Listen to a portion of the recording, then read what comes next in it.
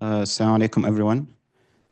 So as we mark over a year since the events of October 7th and what followed the war on the people of Gaza, the devastating and genocidal war, it's really crucial to try to learn as much as we can from these events and reflect upon them. And for that, today we're honored to welcome Dr. Tamer Sayed, a professor of computer science, to give us his reflections on the events of in Gaza and the flood of messages from Gaza. With that being said, please join me in welcoming Dr. Tamer.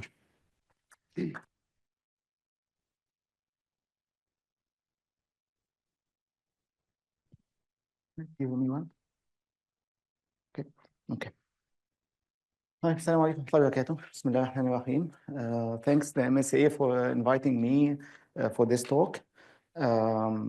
Thanks for giving me the chance to talk about this critical and sensitive topic.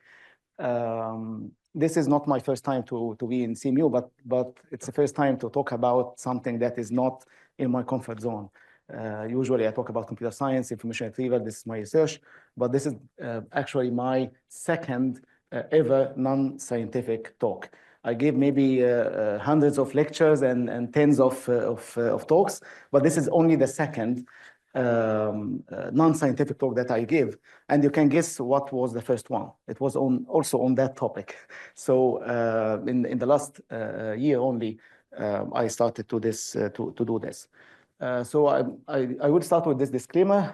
This is, as I said, my second non-scientific talk, which means that you need to really bear with me. It's not my comfort zone, so I'm not used to that kind of talks, but I hope that you will get something useful out of it. I am, of course, here representing myself only. I'm not representing my organization. I'm not also representing the host organization, of course. This is a very informal talk, which means that I will provide my own personal views that you might agree or disagree. That is fine, of course. And that's why I think feedback is very welcome. So if you have any comment about what I have said, you are very welcome to share with me at the end. As you saw in the title slide, I will be talking about lessons that we can draw from what is happening currently in Gaza. And I really think that what I will mention today is very few number of lessons among really a flood of lessons. I don't know is that fine?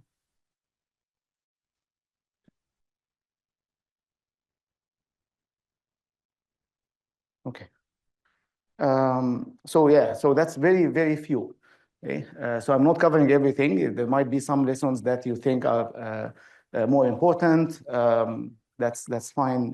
The time is limited, so I had to pick what I think is important. I used to introduce myself by saying that I'm a computer scientist. I'm an associate professor. I'm an information retrieval researcher, but all of that is completely irrelevant to this talk. So let me introduce myself in a new way. I'm just a Muslim. I am Arab. I am Egyptian. That's the only thing that is relevant to this talk.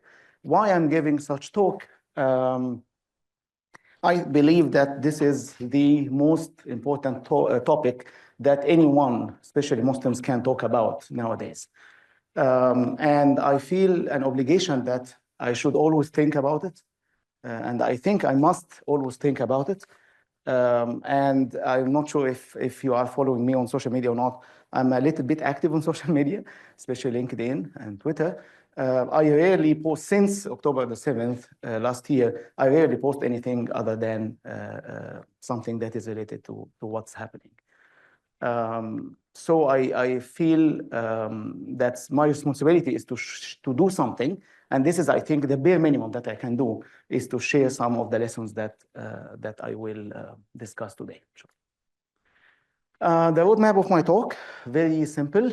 I will share some messages at three levels: at the personal level, at the conceptual level and at the professional level. And at the end of the talk, I will talk about, or I will try with you to answer, I think, a very important question, which is, can we really make a difference? Can we do something that will make a difference to what's happening now? The first part of the talk is talking about messages at the personal level. The order here is not of, I'm not ordering them in order of importance. I try to order them in order of some relationship between them, but it's not of importance at all. The first one that I want to share with you is that, especially nowadays, that we cannot lose hope. That's not an option. Losing hope is not an option. Those people are under siege since 2007. That's, I think, 18 years now, or 17 years. They are under continuous surveillance, under poverty, occupation, bombing, in one big prison. Yet they are able to resist. They are able to defend their land and defend their dignity. They lost everything, almost everything, literally everything. Everything that you can imagine you own now, they lost. They lost homes, they lost jobs, they lost family, they lost limbs, they lost jobs, they lost the past and present, and they hope that you will not lose the future, or the near future at least. They lost, of course, souls. So they lost almost everything, yet they are still resisting. To this moment, we are getting news of resistance. This is a message to us, a big message to us, that we should not lose hope at all. And the Muslims in particular never give up. And this is not my words. These are words of Allah. ولا تيأسوا من روح الله إنه لا ييأس من روح الله إلا القوم الكافرون. And don't despair of the Spirit of Allah, for none despairs of the Spirit of Allah except the disbelieving people. And don't become weak, nor be sad, for you will be superior if you are believers. So be patient, for Allah's promise is true. These are not my words. So Muslims don't despair, don't lose hope at any time with any event at all. It's not an option. So we have to keep that in mind. The second message that I want to talk about, we might think that those people really need our support. I don't think. I think we are the ones who need to support them. I see it that we are between two sides. We are a side that can make us really honored, that can make our honor, or a side that can make us humiliated.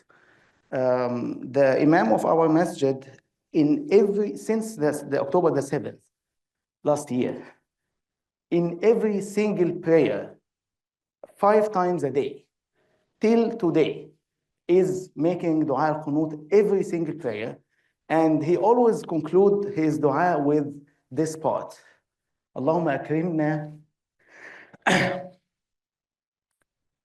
Allahumma akrimna binusratihim wa la tahinna biqudlanihim.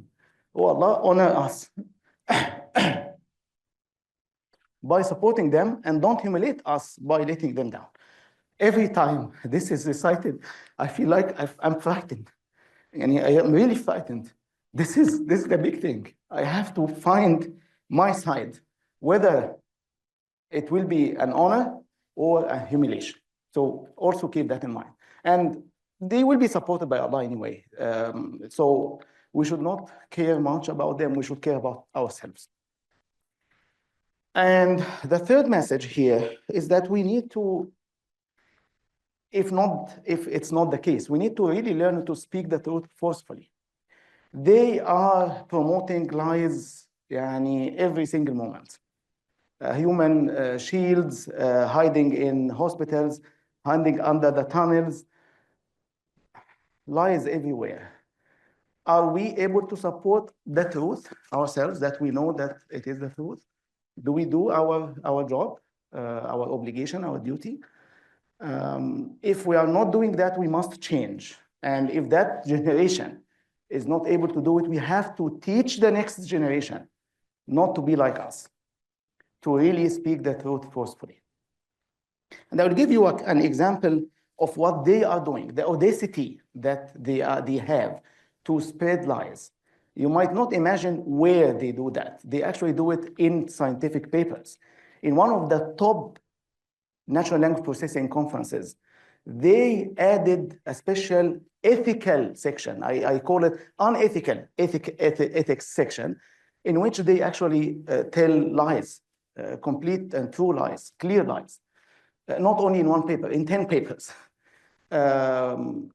So they have the audacity to do that even in scientific papers. And some of us don't have the audacity to even say a word to support our people there.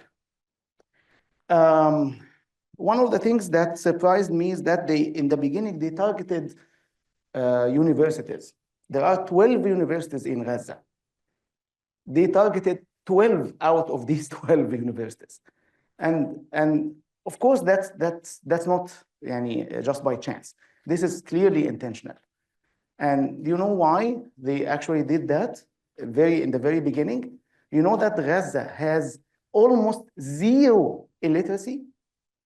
This is one of the lowest regions in the entire world with illiteracy. They know that the future of those people is there. So they wanted to destroy it. But of course, they cannot. This is, besides what we call it genocide, this is idiocide. Really, we should say that.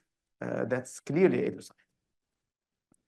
Okay, so the next message, and I think this is one of the very important messages from my opinion. And if you come out of this talk with one or two messages, this is one of them. We have to change. We as individuals have to change, if not already. If we didn't change already, we have to change now, very soon. Life will continue, of course.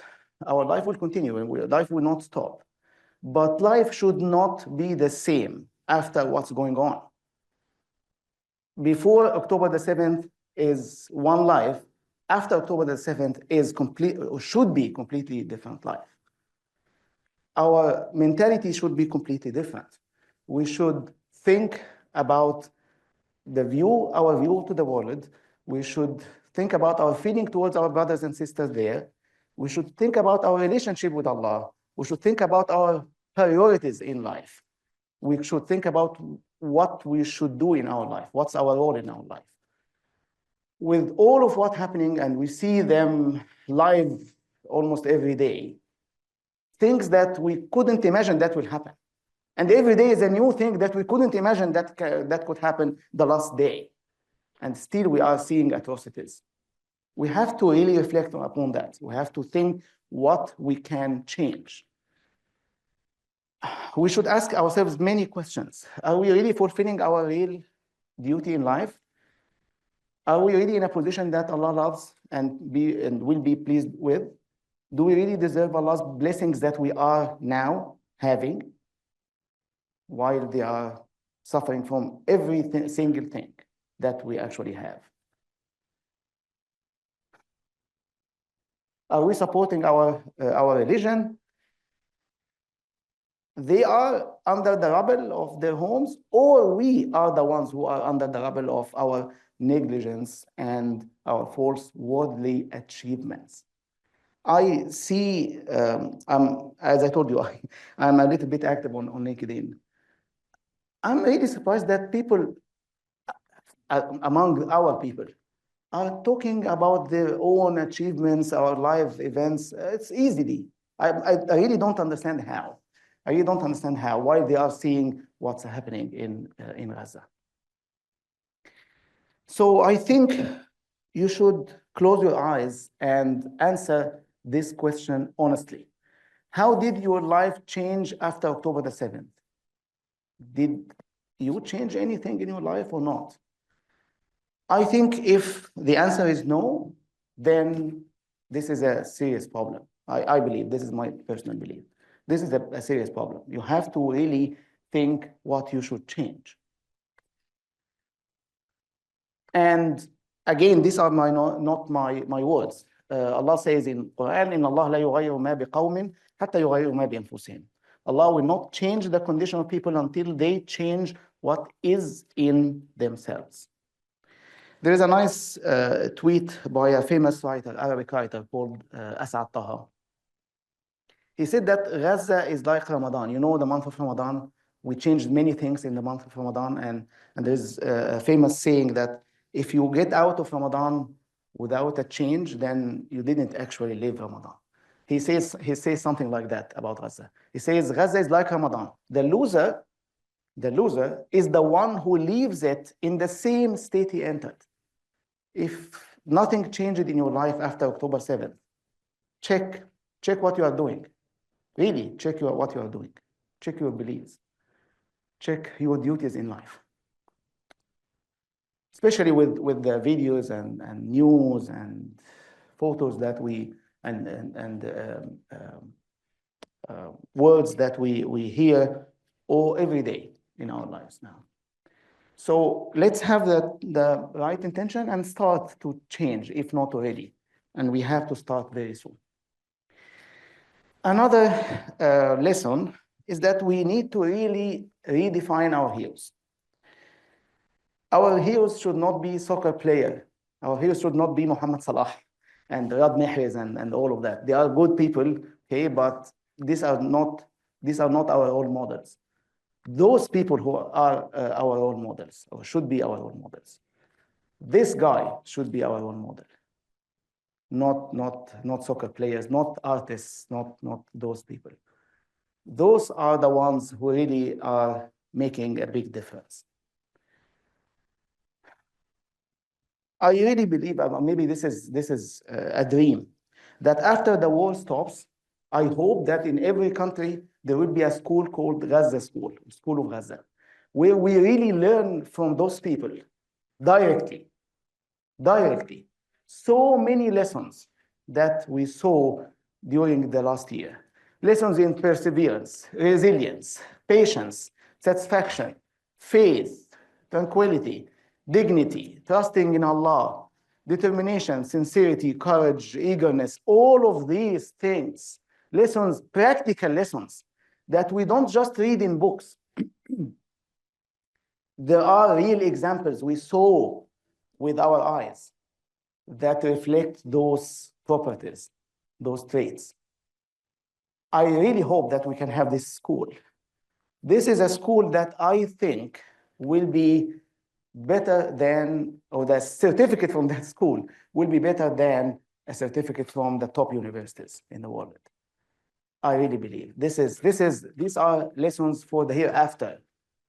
We will learn lessons for our hereafter, not our dunya. I know that CMU is one of the top CS schools or top schools in the world, but this one will be better if we can have it, because it will give us lessons that we really thought that we only read in textbooks.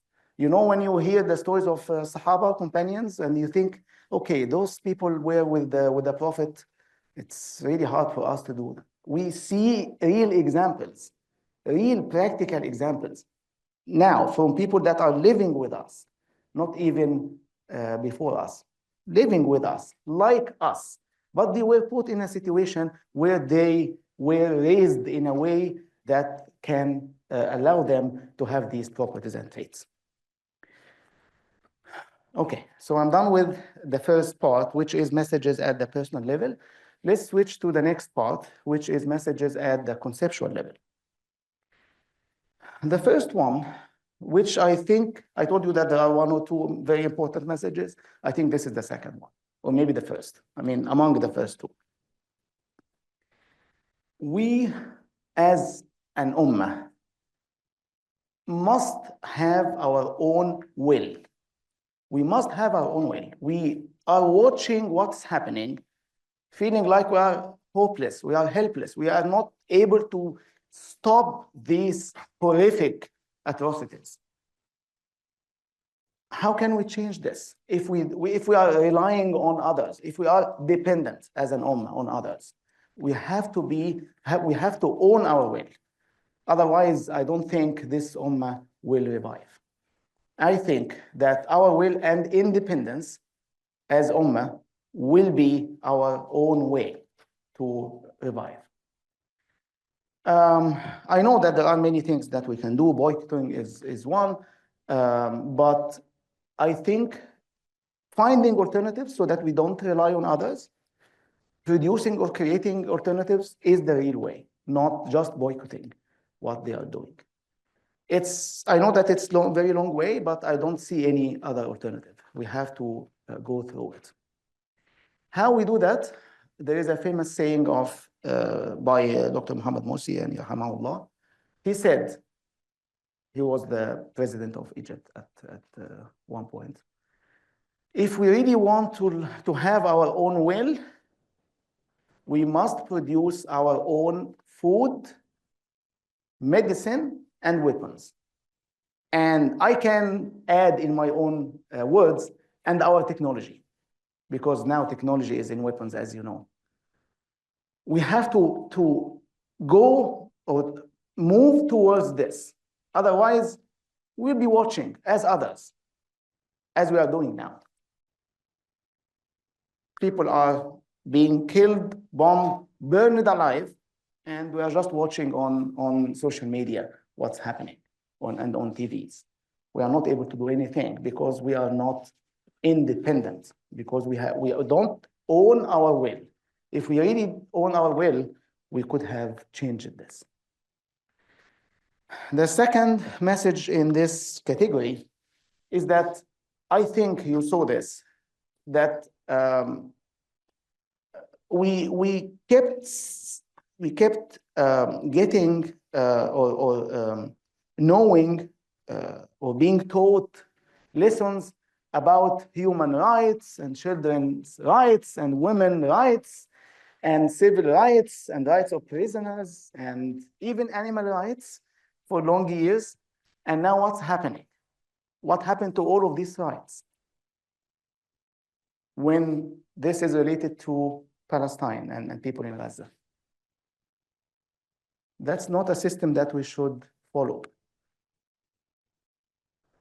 All of that collapsed when it's related to Gaza.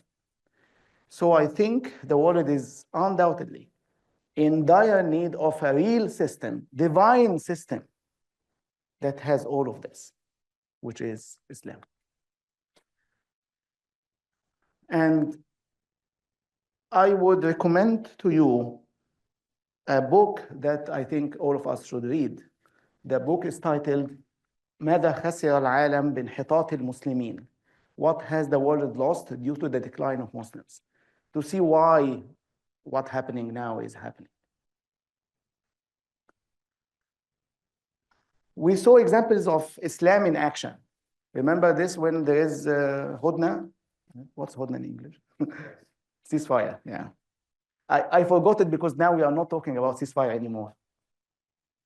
When there is a ceasefire, we saw these things, right? We saw Islam in action. We saw how we should deal with prisoners against how our people are treated. وَيَطْعِمُونَ الطَّعَامَ عَلَى حُبِّهِ مِسْكِينًا وَيَتِيمًا وَأَسِيرًا. I have never thought of this ayah. This ayah is translated as, and they feed food, this is from Quran, and they feed food out of love to the poor, the orphan, and the captive.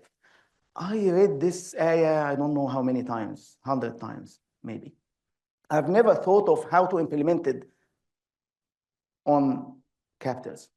I have never thought that. Even when I saw this happening, I didn't link them until it came to my attention. Really, this is an unbelievable example of true Islam. And you saw many young people, even activists, are converting to Islam because of what they are seeing, happening to people in Gaza while they are really firm and patient and satisfied with what's happening. And that has a great effect on many people. I don't have the count, of course, but I think many, and you saw that very clearly in social media. The next message is that we can, or we do our best. We have to do our best, but the result is in the hands of Allah. The results not on us. It's not our responsibility to really achieve what we want to achieve. Our responsibility is to do what we have to do. What's our duty, not to have the final outcome. The final outcome is not guaranteed. It's not under our control. What is under our control is the things that we can do, not the outcome of them. There is a hadith says by the Prophet, if the day of judgment is about to start and one of you has a seedling in his hand, let him plant it.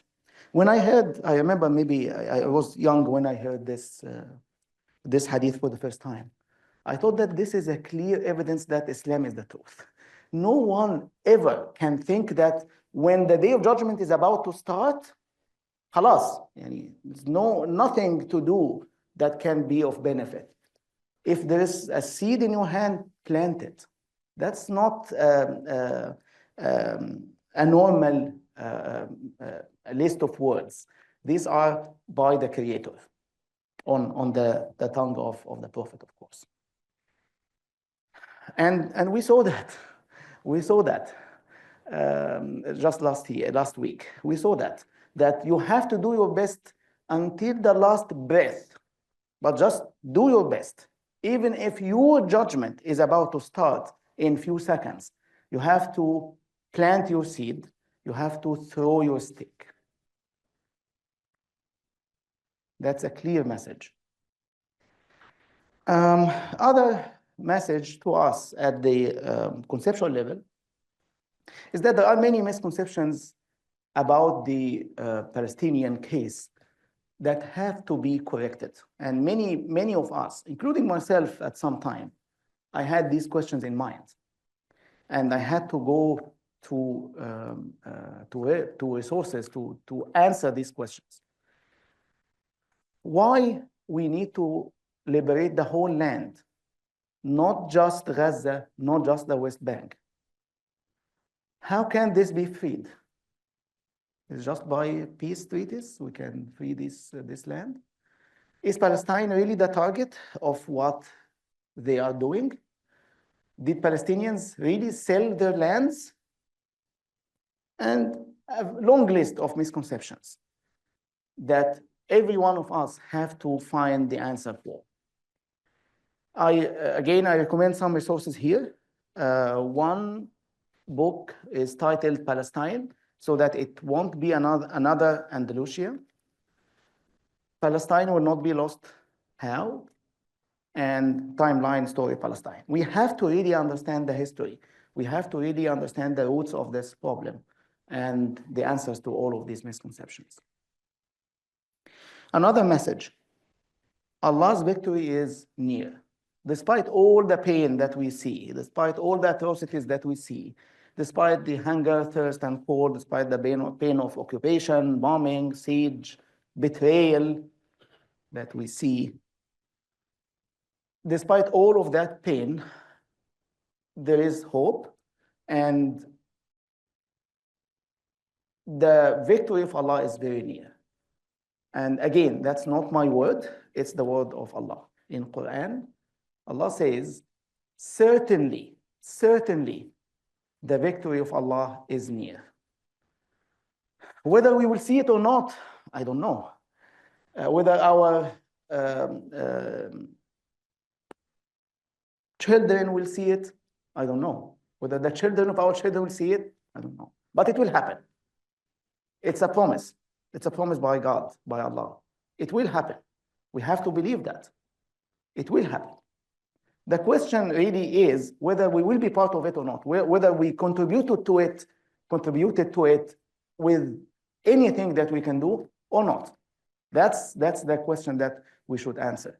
But whether it will happen or not, we have a promise, and Allah's promise is the truth.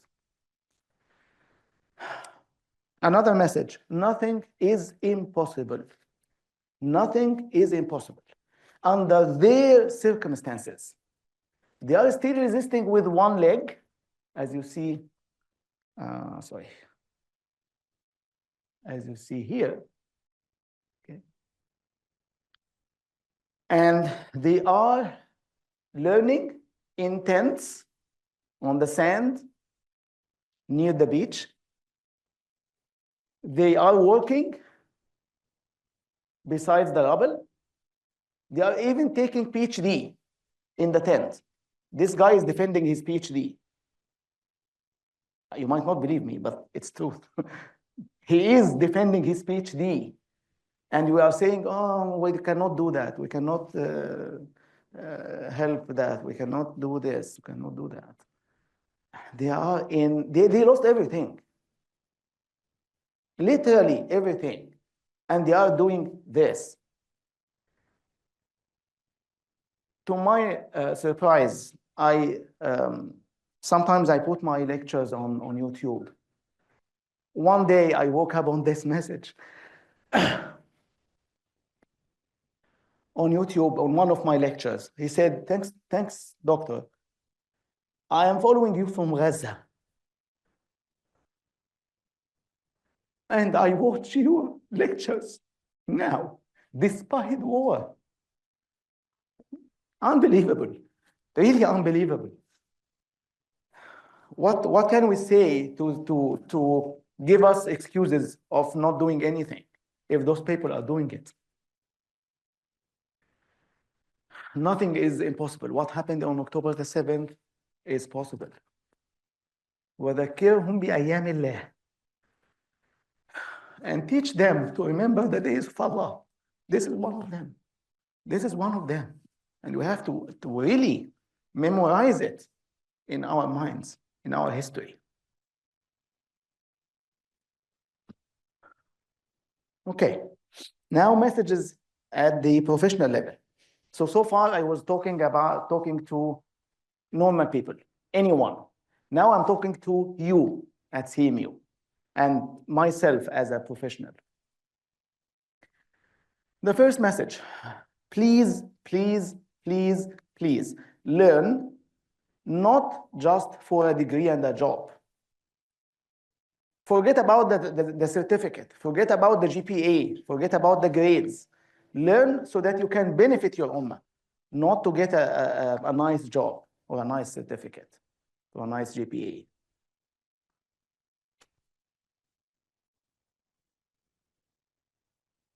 Than ever.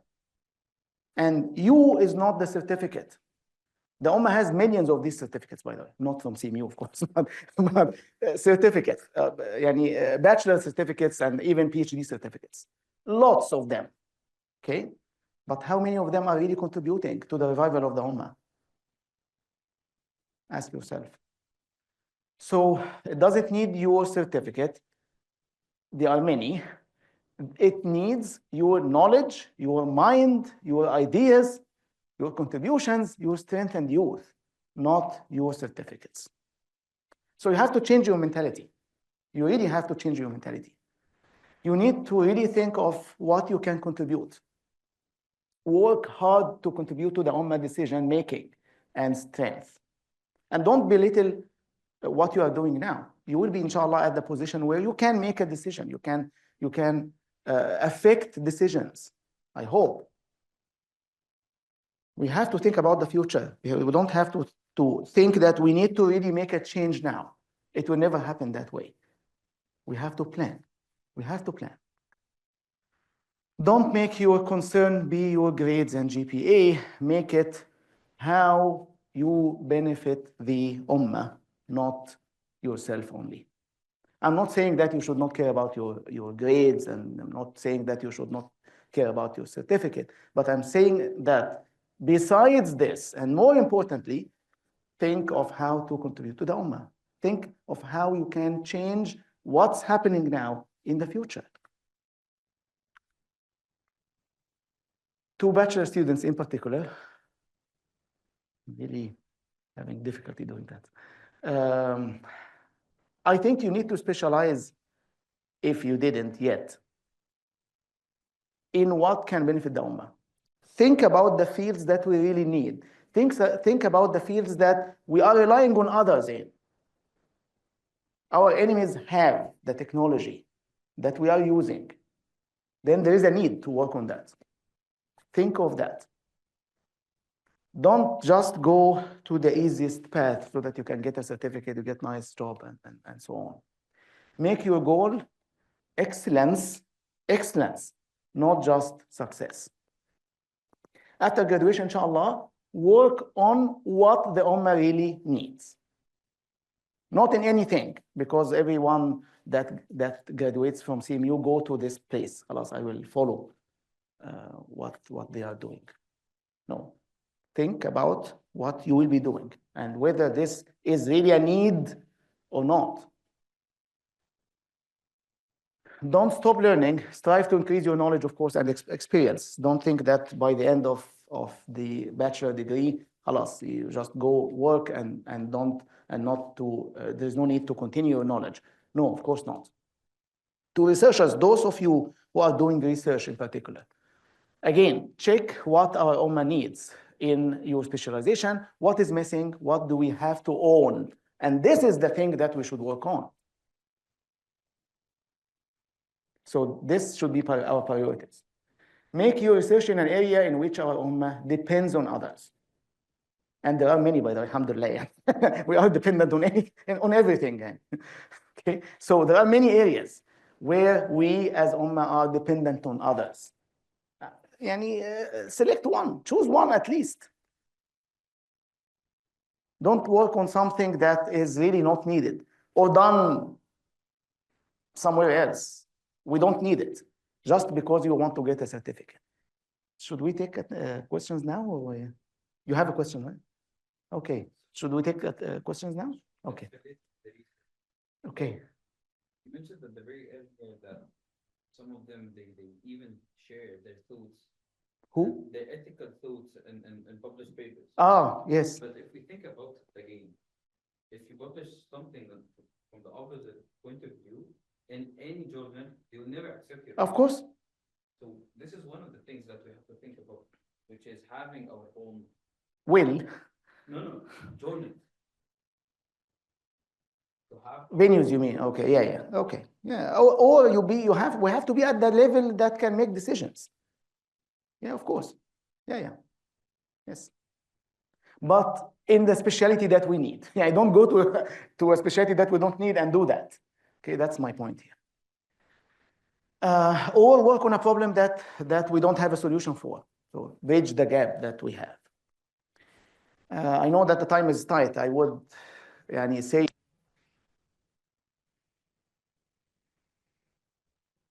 still left 10 minutes. Okay.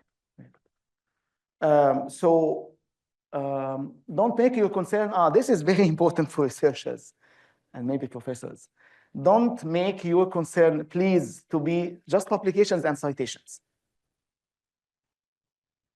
That will not intercede for you on the day of judgment to just increase your H index and citations and these numbers. Make it to be the real impact. And you try to think of research problems that will really make real impact to the Ummah. And work on the footsteps, of the great Muslim scientists. Anyone knows who is that? Al-Khwarizmi, mashallah. Okay, computer scientist, I think. Okay, so Al-Khwarizmi is the founder of algebra field, and the word algorithms, those who are taking algorithms this semester, come from his name, okay? Al-Khwarizmi, algorithms. We have many, of course. This is just one example, since I thought most of you will be computer scientists, so you should know him. Okay, so to professors, and I am one of them, of course, I think they have a great responsibility. Once I posted a post on LinkedIn, I got this message from, I think, a student. She said, I wish I were in a prominent position as a researcher or a professor at the university so that my voice could reach as many people as possible. I wonder how many are doing that now as professors. Are we really sharing our voice? That's a very famous scientist, Noam Chomsky. in my field, my NLP field. He said, it's the responsibility of intellectuals to speak the truth and expose lies. If professors, the intellectual people, don't speak the truth, who should? Who should? Whose responsibility is that? If those people are not saying a single word while celebrating their publications and top 2% list in researchers and so on, and so on, and so on, and so on. Nothing about Gaza.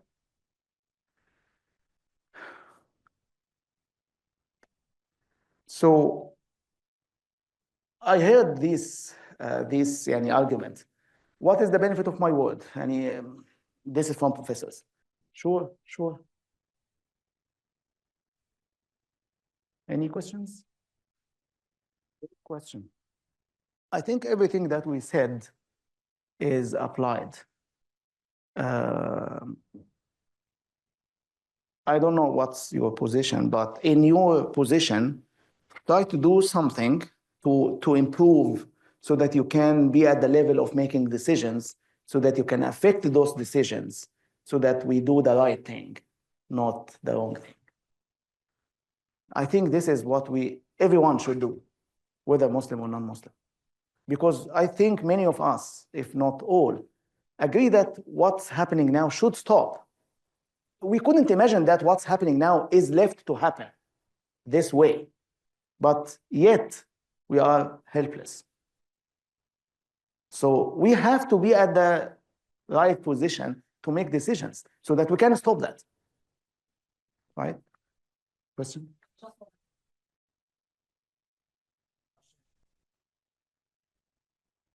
think everyone has a responsibility to keep the awareness live and keep spreading the truth and exposing the lies. I think the qadiyya, as we call it, this hardship that Palestinians are going through should not be silenced. People need to know about what's happening, and the more people know about the truth, the stronger this is going to be. And things will start happening, and we can start seeing real change happening. Yeah, so raising awareness is a big message, big responsibility, and on every one of us. And we can see raising awareness started to have an effect with so many young people, even not young. They now see the truth. Should we continue? Or? Yeah. Okay, so we can. Yeah, so we can continue the discussion after I'm done. Okay, sorry. Yeah, so I heard this argument. What's the benefit of my word? Yani if I talk on social media or to the students, will I change anything? It's not again about changing something now. It's about yourself. Okay, so that word, that single word, might really intercede for you on the day of judgment. Who knows? And who knows what's the effect of this word? We saw many people now seeing the truth, although the media were doing this brainwashing, right? Now, with raising awareness over the social media, many people changed their side. And they are seeing it clearly now. So you never know what's the effect of your word. Another, I'm not able to change the slide. Okay, so another argument. My situation is really difficult. I might lose my job if I speak up. Okay, they are losing everything. They sacrificed every single thing. And you are not willing to sacrifice anything. And who said that you will be? Even if they are sacrificing their lives for the dignity of us, by the way. One of the slides that I took off because of the time, I was saying that it's our cause, not their cause. هذه قضيتنا مش قضيتهم. It's not the case of Palestinians. It's the case of all of us. All of us. So it's about us. It's about us. So we have to do some sacrifice, of course. Nothing is without cost. Nothing is free. And I remind those people that وَمَنْ يَتَّقِ اللَّهَ يَجْعَلْ لَهُ مَخْرَجًا وَيَرْزُقْهُ مِنْ حَيْثُ لَا يَحْتَسِبْ. And whoever fears Allah, He will make a way out for him, whether in dunya or in akhirah, طبعا, and provide for him from where he doesn't expect. Keep that in mind. So fight with your word. If you cannot lift the injustice, at least tell everyone about it. This is what the doctor said. I think among the last messages, don't be like, actually there is still one. Oh, no, I think there is one question, one big question. I think I have still time. Oh, 2 minutes. I have to run. Okay, so let me try. Okay, so don't be like a scum of thorns. Rasulullah said that nations are about to call upon you just as eaters call upon their bowl. Someone said, and how few we will be on that day? He said, rather, you will be many that day. Many, like what we have now. But you will be scum like the scum of thorns. Do you know the meaning of scum of thorns? Do you want me to show you an example? Here is an example. Tens of thousands, or maybe hundreds of thousands, gathered in my own town, Alexandria, in Egypt, for a concert just a few days ago. Few thousand miles from what's happening in Gaza. Not caring at all about what those people are going through. This is the scum of thorns in my own town. Unbelievable. Don't be like those. As I said, it's the victory is coming. Anyway, it's coming. Just our hope that we will be part of it. We'll be one of its cause.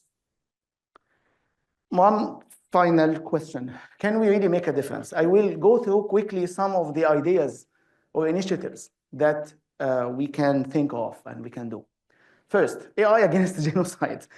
You know that genocide now is powered by AI, right? You know, the targeting is done automatically. What's our responsibility as computer scientists?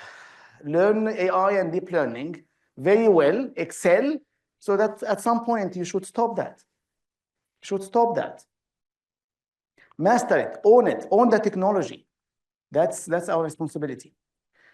Recovery of the eduside, those universities that are destroyed and schools. What's our responsibility? Maybe you can have online courses. We can provide admission to foreign universities. Maybe you can provide virtual institutes, educational institutes. Fight misinformation. There's a very nice link about misinformation about October 7th here.